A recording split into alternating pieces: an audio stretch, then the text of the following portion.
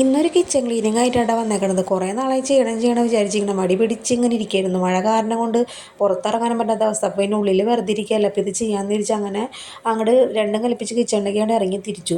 അങ്ങനെ ആദ്യം തന്നെ നമ്മുടെ കബോർഡിൻ്റെ ഉള്ളിലുള്ള സാധനങ്ങളൊക്കെ ഒന്ന് തുടച്ചെടുക്കുന്നുണ്ട്. അത് മഴ കാരണം കൊണ്ട് അതിനകത്ത് ടിന്നുകളിലൊക്കെ ഇങ്ങനെ പൂപ്പലായി വന്നിട്ട് എന്തൊക്കെയോ ഒരു തരം വൃത്തികെട്ട സ്മെല്ലും അങ്ങനെയൊക്കെ. അപ്പോൾ ടിന്നുകളൊക്കെ ഒന്ന് ജസ്റ്റ് ഒന്ന് തുടച്ചെടുക്കുന്നുണ്ട്. ഫിനോയിൽ ഒഴിച്ചിട്ട് ഇവിടെ തുടച്ചെടുക്കുന്നത്.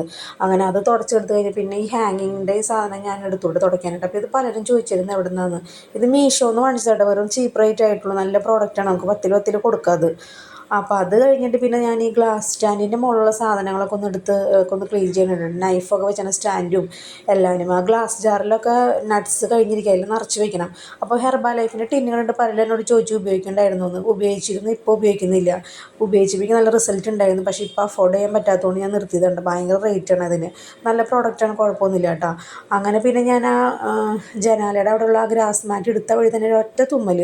അതിനകത്ത് നിറച്ചും പൊടി ഉണ്ടായിരുന്നു. പിന്നെ തുമ്മൽ തന്നെയായിരുന്നു കുറേ നേരത്തേക്ക്. അപ്പോൾ അതൊക്കെ ഒന്ന് കഴുകിക്കാൻ തന്നെ അത് എടുക്കാൻ മടിയാണ്. പിന്നെ അതൊക്കെ ഒന്ന് കഴുകി അവിടെയൊക്കെ ഒന്ന് തോരയിട്ട് പിന്നെ മസാലയൊക്കെ മാറ്റി ഞാൻ അതിൻ്റെ സാധനങ്ങളൊക്കെ ഒന്ന് കഴുകി വൃത്തിയാക്കി എടുത്തിട്ടുണ്ട് കേട്ടോ.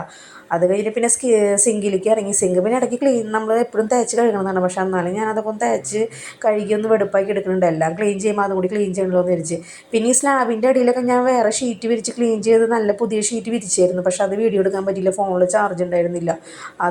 അതിനെടുക്കാൻ പറ്റിയില്ല. പിന്നെ അടിച്ചൊക്കെ വാരിയിട്ട് പിന്നെ ഞാൻ അതേ തുടയ്ക്കേണ്ടപ്പോഴേക്കും പുറത്ത് നല്ല തകർത്ത് മഴ പെയ്ത് തുടങ്ങി. അങ്ങനെ ഒരു കണക്കിന് കിച്ചൺ ക്ലീൻ ചെയ്ത് എടുത്തു. അപ്പോൾ ഇഷ്ടമെങ്കിൽ ലൈക്ക് ചെയ്യുക. അപ്പം അത്രയ്ക്കുള്ളൂ. ബൈ.